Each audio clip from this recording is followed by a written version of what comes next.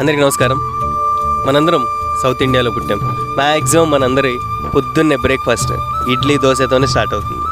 కానీ ఆ idli dosa taste enhance చేయాలంటే మాత్రం పల్లీ చట్నీ కంపల్సరీ. సో ఈరోజు మనం యాజ్లీ ఎఫ్పిఓ తరఫు నుంచి అసలు వేరుశనగ ఎలా కల్టివేట్ చేస్తారు, పొలాల నుంచి మీ ప్లేట్ దాకా ఎలా వస్తుందో ఇవాళ చూపించబోతున్నాం.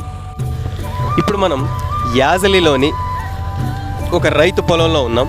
సో ఆయన కల్టివేషన్ అయితే అయిపోయింది. ఇవాళే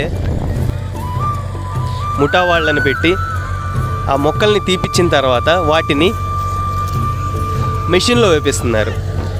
సో ముందు మొక్కల్ని భూమిలోంచి తీసిన తర్వాత ఇట్లా పక్కకు పెట్టుకుంటారు. మనం చూస్తే ఇదిగోండి, ఇవే వేరుశనగ పప్పు. వీటిని ఇప్పుడు మెయిన్ టాస్క్ ఏంటంటే ఆ మెషిన్లో వేసి వాటిని సపరేట్ చేయాలి.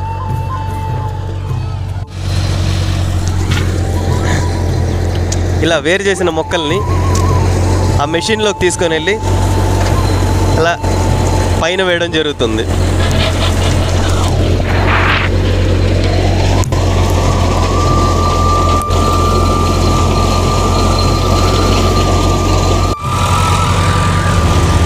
ఒకసారి ఈ మిషన్లోకి వెళ్ళిన తర్వాత ఈ మిషన్ వేరుశనగని మరియు ఆ మొక్కని సపరేట్ చేసేస్తుంది.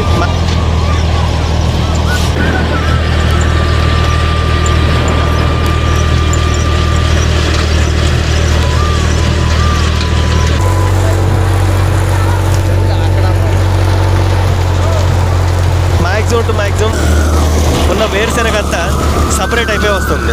సో మనం ఇక్కడ చూడొచ్చు.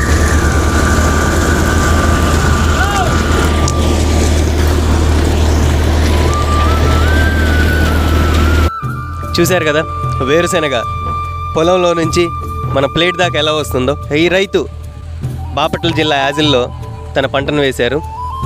ఈ పంట రావడానికి 90 రోజుల సమయం అయితే పడుతుంది. 90 రోజుల సమయం అయిపోయిన తర్వాత పొలంలోంచి మొక్కల్ని పీకి వీటిని ఇట్లా మెషిన్ ద్వారా సపరేట్ చేసిన తర్వాత ప్రాసెస్ చేయబడిన తర్వాత రీటైల్ దాకా వస్తుంది. అక్కడి నుంచి మనం కొంటున్నాం. ఇలా ప్రతి పంట ఏదైతే మనం ఇంట్లో తింటున్నామో వాటి గురించి తెలుసుకోవడం చాలా అవసరం.